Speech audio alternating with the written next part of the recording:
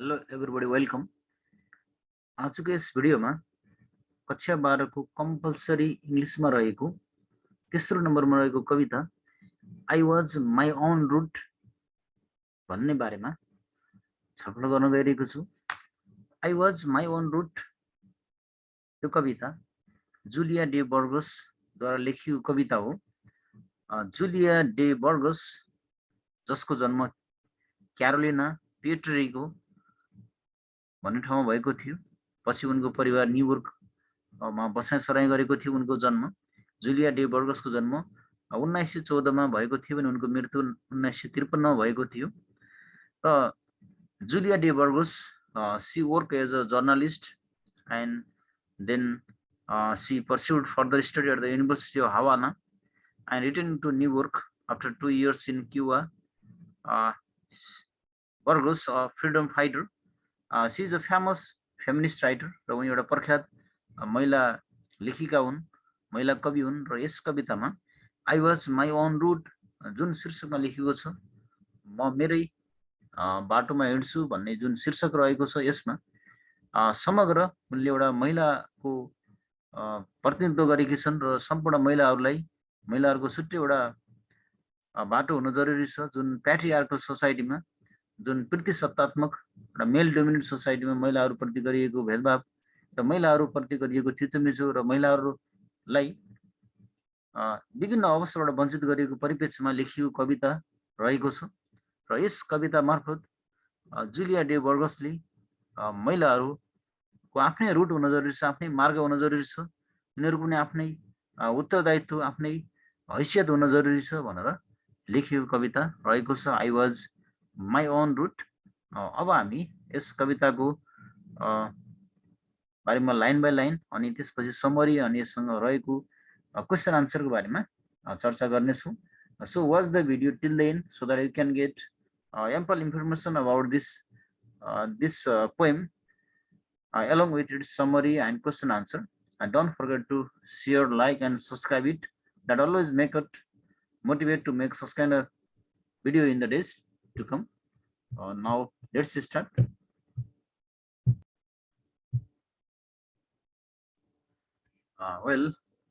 यो कविता जुलिया डे बर्गस द्वारा लेखिएको कविता हो, I was my own route. र यस कवितामा एउटा फेमिनिजम, एउटा फिमेलको आवाज, महिलाको आवाज जोडिएको छ। र यस कवितामा जुलिया डे बर्गसले कसरी महिलाहरू प्याट्रिआर्कल आइडियोलोजिज र विगतदेखि नै एउटा पुरुष प्रधान समाजमा उनीहरूको भूमिका निकै गौण देखिएको, उनीहरूको चाहिँ आफ्नै दायित्व, उनीहरूको आफ्नै पहिचान र उनीहरूको आफ्नै छुट्टै मार्ग, छुट्टै भूमिका एकदमै नदेखिएको भन्ने बारेमा यस कवितामा जुलिया डे बर्गसले महिलाहरू पनि छुट्टै एउटा आफ्नो मार्गमा हिँड्नुपर्छ, उनीहरूको पनि आफ्नै अस्तित्व हुन जरुरी हुन्छ, उनीहरूको पनि आफ्नै भूमिका दायित्वहरूलाई प्रष्ट देखिनुपर्छ भनेर यस कवितामा जुलिया de Burgess she urged the woman to detach themselves from the past so as to locate their identity within. र हामी यस कविताको स्टेन्जाको बारेमा चर्चा गर्छौँ। Here in the first stanza the poet talks about र पहिलो अनुच्छेदमा हामी देख्न सक्छौँ कि I wanted to be like men wanted me to be। र म चाहिँ जस्तो पुरुषहरूले जस्तो बनिरहेका हुन्छन्, पुरुषहरूको जुन भूमिका रहिरहेको हुन्छ र हामी पनि, म पनि त्यस्तै बन्न चाहन्छु भनेको अर्थ के भने पुरुषहरूको जुन उनीहरूको जुन भूमिका रहेको छ, जुन पोजिसन रहेको हुन्छ, त्यस्तै पोजिसन महिलाहरूको पनि हुन जरुरी छ। उनीहरूको पनि आफ्नै एउटा न्यू पाथ, उनीहरूको आफ्नै छुट्टै मार्ग हुन जरुरी छ, छुट्टै भूमिका। मार्ग भन्नाले उनीहरूको छुट्टै भूमिका, उनीहरूको छुट्टै शैली, जुन पावर जुन पुरुषहरूको रहेको छ, महिलाहरूको पनि त्यस्तै पावर अनि उनीहरूको रेस्पोन्सिबिलिटी हुन जरुरी छ भनेर यस स्टेन्जाले त्यसलाई फोकसिङ गरेको छ। In the same way at each advancing step on my road forward my back was rippled by desperate flapping wings of the gold guard। र यहाँनिर आफ्ना उद्देश्यहरू, आफ्ना लक्ष्यहरू अगाडि बढ्दै जाँदाखेरि चाहिँ त्यसमा आएका केही अवरोधहरू केही समस्याहरू हुन सक्लान्, तर पनि आफ्नो लक्ष्यमा कति पनि विचलित नभइकन एउटा महिलाहरूको मार्ग चित्र कोर्नको लागि कविले हरेक महिलाहरू आफ्नो भूमिकामा दृढ हुन जरुरी हुन्छ, किनभने उनीहरूको भूमिका, उनीहरूको रेस्पोन्सिबिलिटी नै महत्त्वपूर्ण पाटो हुन्छ, जुन विगतमा हेर्ने हो भने प्याट्रिआर्कल सोसाइटीमा, जुन मेल डोमिनेट सोसाइटीमा उनीहरूका भूमिकाहरू गौण थिए र उनीहरूको भूमिका रहेको थिएन, र त्यस परिप्रेक्ष्यमा देखि अहिलेको परिप्रेक्ष्य हेर्दाखेरि महिलाहरूमा परिवर्तन आउन जरुरी हुन्छ भन्ने बारेमा यस उपनिषदको कुरा रहेको छ।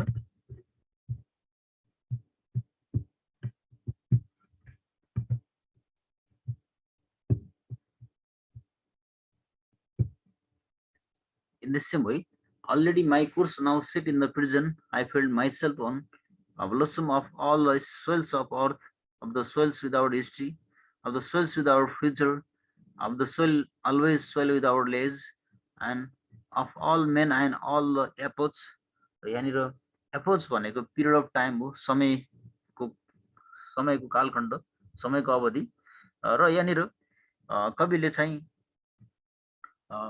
उनले छुट्टै एउटा आफ्नो बाटो तय गरेकी छन्, र उनको जुन बाटो रहेको छ, जुन बाटो एउटा महिलाहरूको, एउटा फिमेलहरूको चाहिँ रहेको छ, जुन पुरुषहरूको जमातमा पुरुषहरूको बाटो भन्दा पनि न्यू पाथ, उनले नयाँ मार्ग कोरेकी छन्, जुन मार्गमा महिलाहरूको आफ्नै भूमिका रहेको छ, उनीहरूको आफ्नै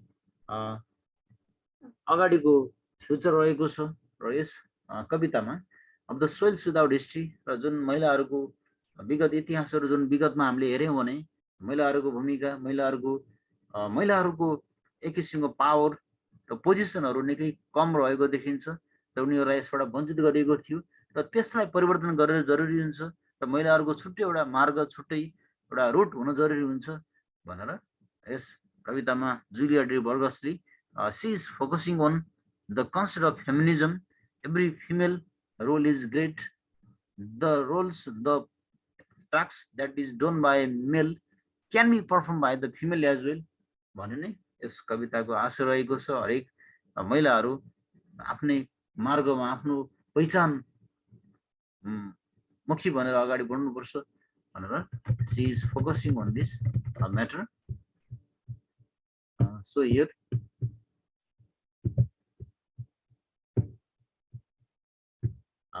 and I was all in me as was life in me. I wanted to be like men wanted me to be and attempted life. यहाँनिर फेरि लाइनहरू पुनः दोहोरिएका छन्, र यसले उनले छुट्टै मार्ग बनाउन चाहेको, जुन मार्ग पुरुषहरू रहेको छ त्यस्तै उनको पनि छुट्टै आफ्नै मार्ग, महिलाहरूको पनि छुट्टै मार्ग हुन जरुरी छ, उनीहरूको पनि आफ्नो उद्देश्य, आफ्नो लक्ष्यहरू हुन जरुरी छ भन्नु खोजेको कुरा रहेको छ। A game of hide and seek with my being, but I was made of nows when the heralds announced me. That is, herald means one official manager here. Announce means that is called name. Next, at the regal parade of the old guard. Regal means royal parade of the old guard. The desire to flow men warp in me. Warp means become in a normal shape there. And the homage was left waiting for me. Homage भनेको respect हो, र हरेक महिलाहरूले आफ्नो मार्ग कोर्न जरुरी हुन्छ, उनीहरूको आफ्नै मार्गचित्र होस् जसबाट उनीहरूको पहिचान, उनीहरूको आइडेन्टिफिकेसन मौजुद हुन्छ भनेर यस कवितामा I was my own route, म मेरै आफ्नै बाटोमा भन्ने शीर्षक जुन रहेको छ, यसमा आफ्नै मार्ग भन्न खोजेको चाहिँ महिलाहरूको, फिमेलहरूको, फेमिनिजमहरूको चाहिँ उनीहरूको आफ्नै छुट्टै एउटा मार्ग हुन जरुरी छ, उनीहरूको आफ्नो छुट्टै पहिचान हुन जरुरी छ, उनीहरूको आफ्नो छुट्टै एउटा पोजिसन, एउटा रेस्पोन्सिबिलिटी हुन जरुरी छ, र जुन रेस्पोन्सिबिलिटी विगतमा हेर्दाखेरि पुरुषहरूले महिलाहरूमाथि गरेको अत्याचार, जुन मेल डोमिनेसन रहेको छ, जुन हाम्रो समाज प्याट्रिआर्कल सोसाइटी रहेको छ, र महिलाहरूको पनि एउटा छुट्टै मार्ग, उनीहरूको पनि आफ्नै स्वतन्त्र विचार हुन जरुरी छ भनेर चाहिँ यस कवितामा she is focusing on the women rights and the concept of feminism here. Now let's discuss about this poem summary here.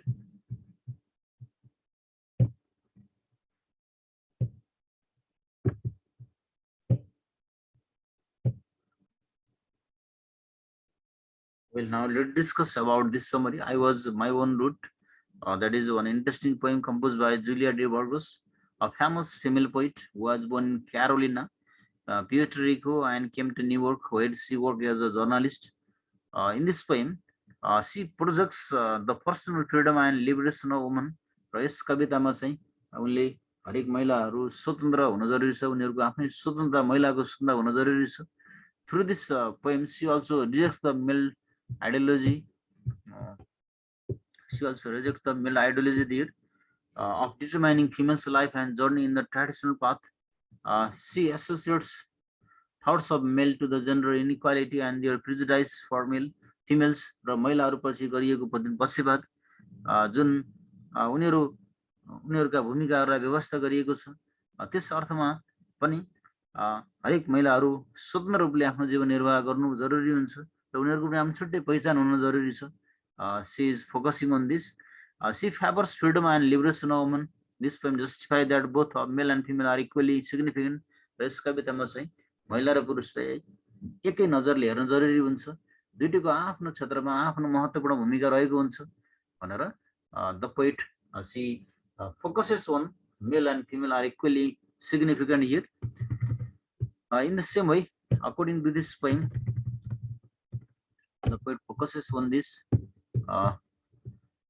According to the poem, the speaker links male mentality to gender inequality and male prejudice towards women. र पुरुषले आफ्नो महिलाहरूप्रति पक्षपात गर्ने व्यवस्था गर्ने गर्नु हुँदैन, किनभने मेल र female they are equally in their behavior, in their nature, either they are biologically or that is through culturally as well.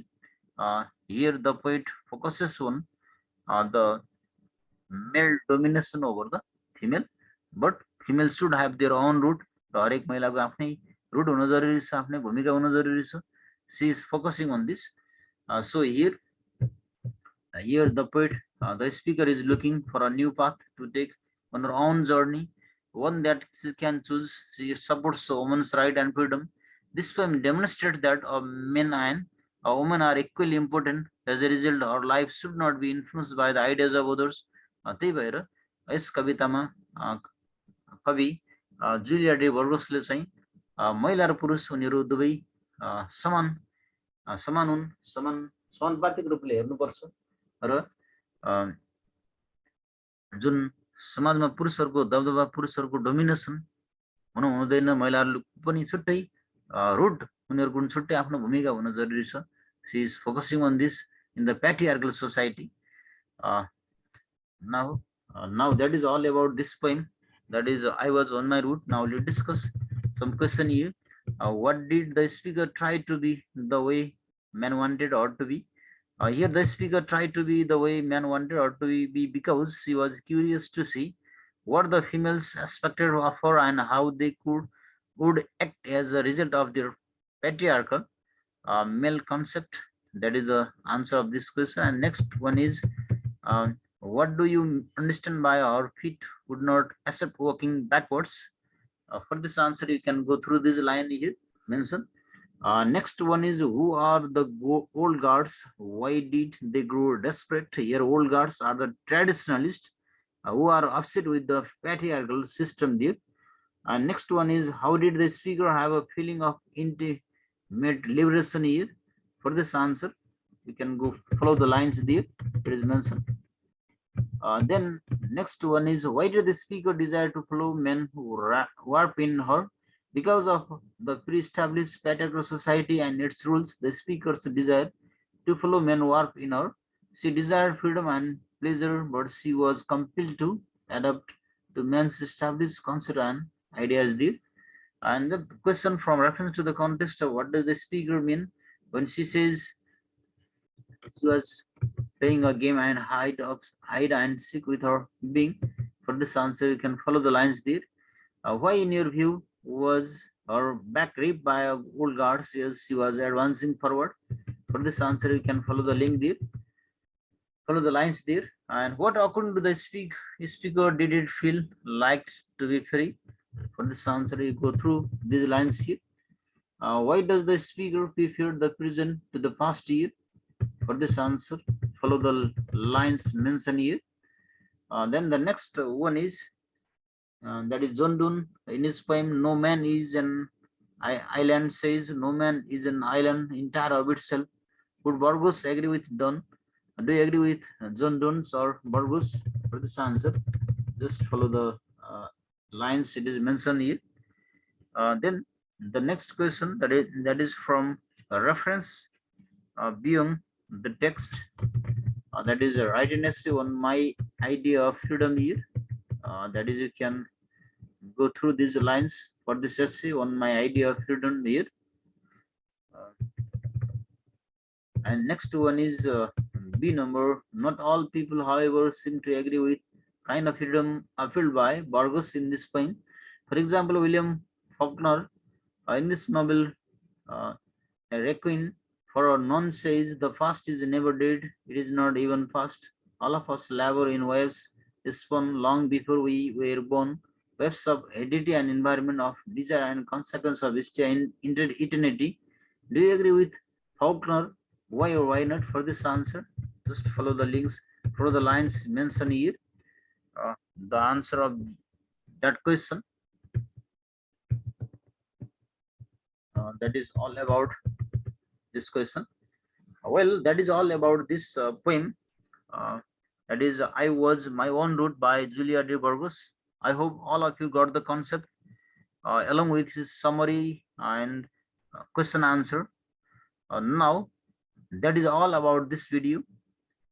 If you have any confusion regarding this, you can put a comment on this video so that I can reply in it. Now, hope to meet you all in your next video. Till then, goodbye, take care, have a good time.